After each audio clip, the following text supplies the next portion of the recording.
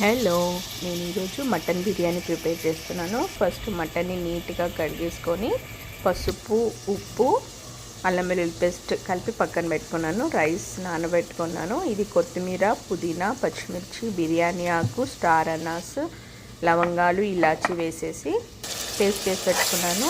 And mutton biryani కదా, ఫ్రెష్గా ginger garlic, అల్లం వెల్లుల్లి పేస్ట్ కూడా ప్రిపేర్ చేసి పెట్టుకున్నాను.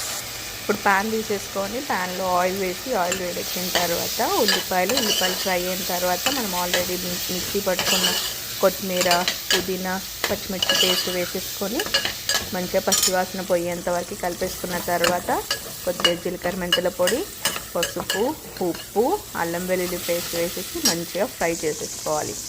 అలా ఫ్రై చేసేసుకున్న తర్వాత ఇప్పుడు మనం ఆల్రెడీ మ్యారినేట్ చేసి పెట్టినాం పసుపు, ఉప్పు, అల్లం వెల్లుల్లి పేస్ట్ తోటి మ్యారినేట్ చేసి పెట్టిన మటన్ని వేసేసుకొని మంచిగా ఫ్రై అయిన తర్వాత దాంట్లో కొద్దిగా నేను మటన్ మసాలా కూడా వేసాను.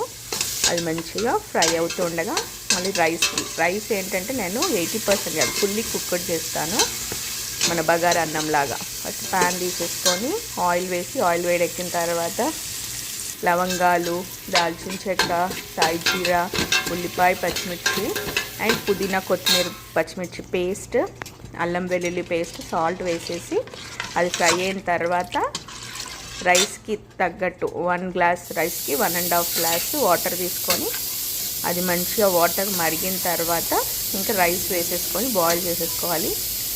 లెమన్స్ వేసుకుంటే ఏంటంటే రైస్ మంచిగా పుల్లలు ఉంటుంది, కలర్లో ఉంటుంది అన్నమాట. చూసారా, మంచిగా బగారా అన్నంలాగా ప్రిపేర్ చేసేసుకొని ఇది పక్కన పెట్టుకోవాలి. అండ్ కుక్కర్ వచ్చేసి ఆల్రెడీ నేను ఒక 4 విజిల్స్ పెట్టుకొని ఉడకబెట్టుకున్నాను.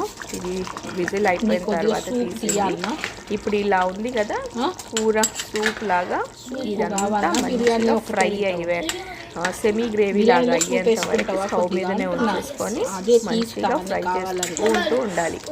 ఇది ఇలా ఫ్రై అయిపోయిన తర్వాత పక్కకు పెట్టేసుకొని ఇంకేం చేయాలంటే ఇప్పుడు మనం ఆల్రెడీ బగారా అన్నం ప్రిపేర్ చేసుకున్నాం కదా, దాంట్లో హాఫ్ రైస్ తీసేసి చూసారా ఇంత దగ్గరికి వచ్చేలాగా చేసేసుకున్న తర్వాత ఈ కర్రీని తీసుకెళ్ళి ఆ హాఫ్ లేయర్లో మనం వండుకున్న దాంట్లో హాఫ్లో ఇట్లా మొత్తం కర్రీని స్ప్రెడ్ చేసి పెట్టేసి దీని మీద మళ్ళీ హాఫ్ రైస్ వేసేసి కొద్దిసేపు అలా ఉంచేసి ఇంకా స్టవ్ ఆన్ చేయాల్సిన అవసరం లేదు, కొద్దిసేపు అలా ఉంచేసి తింటే yummy mutton dum biryani ready. Thank you.